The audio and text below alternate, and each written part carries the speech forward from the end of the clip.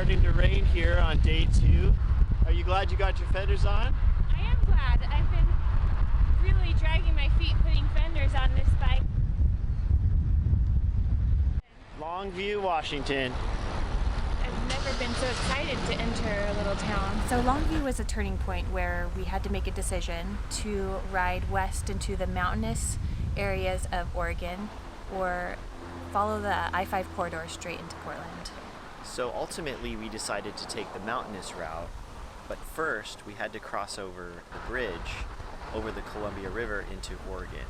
And when we were approaching the bridge, we weren't even sure if we could actually cross it without actually being in the lane and make a decision whether we wanted to attempt to cross the bridge at all. What did you think of that? That was the scariest thing I've ever done on a bicycle ever. Western Oregon greeted us with mostly quiet roads that we shared with just a few logging trucks through the mountains, before we found ourselves on about a 25-mile winding bike path through lush forests. Then as the sun was setting, we rode through these beautiful rolling farmlands that took us into the city of Portland just as night was falling.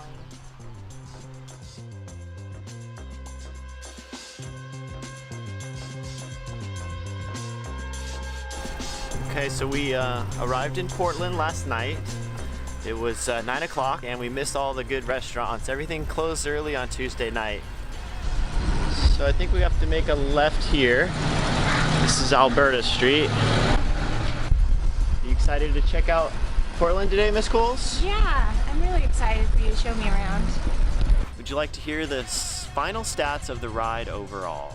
I would. I'm so curious. Okay, well, day 2 was 141 miles and 5,000 feet of climbing. Day 1, as you already know, was 150 miles and around 6,000 feet of climbing. The ride itself was mostly paved roads, but we did have a few gravel sections here and there. So our next stop is going to be by recommendation on Instagram. Oh. B.McD said we should go to Santeria while we're here. So that's where we're gonna go and have vegan burritos. Does that sound good? It's right downtown. We're in the Alberta Arts District here. So it's probably 4 miles or so. We gotta cross that old iron bridge.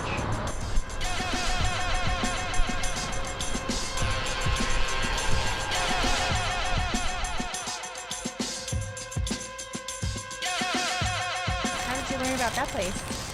B.McD on Instagram told me about this place. Said we should go check it out. So here it is. Yay! And what kind did you get? It's called the vegan tinga, is that right? Tinga, yeah. Some tinga. It's got some grilled vegetables and some beans and rice. Yeah, it looks really good. It does look good. Look how it's wrapped and nicely toasted. So well wrapped. Yeah. Can't wait to try it. Yeah, you'll have to tell us how the tinga is. That's sounds like a signature Santorini. Oh my gosh. Yeah. Wow. Cool. That's good. Really good. Enjoy your burrito. You too. Thank you. Thanks.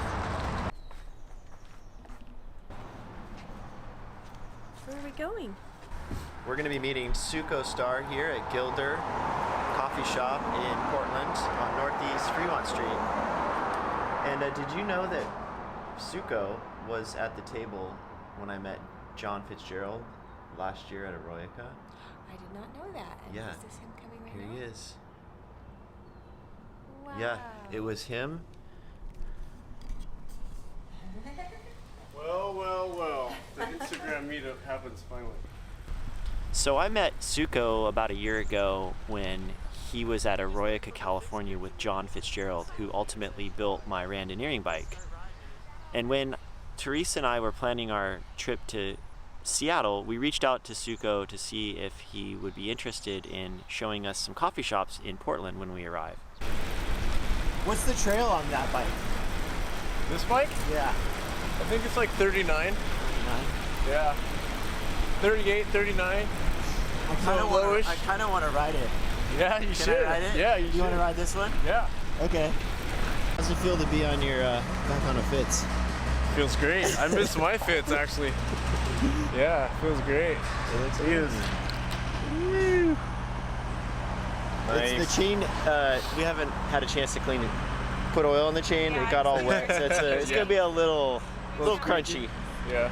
That's probably a little bit squirrelier than this bike. I wonder what the trail is on this one. That one, I thought he said it was like 35. Yeah, lower trail. How does it feel to you, like trail-wise? Good. So Zuko took us to this coffee shop called Gilder, and then gave us a little mini tour over to downtown, where we parted ways and headed over to a bike shop called Ravello, which is located in the southeast side of the city. Hello. John Benet, I presume? Hello, how are you? Good, how are you? Wow. Look at this cool place. We're just coming through town. Oh, neat. Where do you live? We live in California, Berkeley, and then Sonoma County. Oh, okay. Yeah. I lived in Rochester. We live in a lot of places. Wow. Berkeley, to be specific. Okay. Yeah. And you have this cool. This is your bike shop? Yeah. Oh wow. Yeah, we've been here 4 years. Oh great. Beautiful bike shop. Thank you. So where are you heading to? We're going to take the train back today. Oh. We leave. And untroubled by the fact that it's considered bad form to wear a helmet with a visor for road cycling. We're coming down to the final 10 minutes of our train ride back to Emeryville, California. I have so much I could say about the tour, the roads, Washington State, Oregon, the infrastructure, the food. There's a lot to talk about, but I think it would make one video very long. So Therese, Yeah? how do you explain this? Okay. We went up to the Pacific Northwest, Yeah. where it rains all the time, Uh-huh. and it didn't rain. We get back to Emeryville, and it's raining. It's the crazy It doesn't rain in California, I thought. Bye, Amtrak.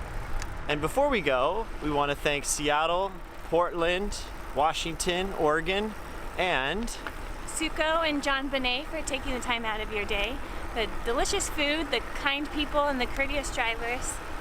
we want to thank Amtrak for taking good care of our bikes. And of course, we want to thank all of you for watching.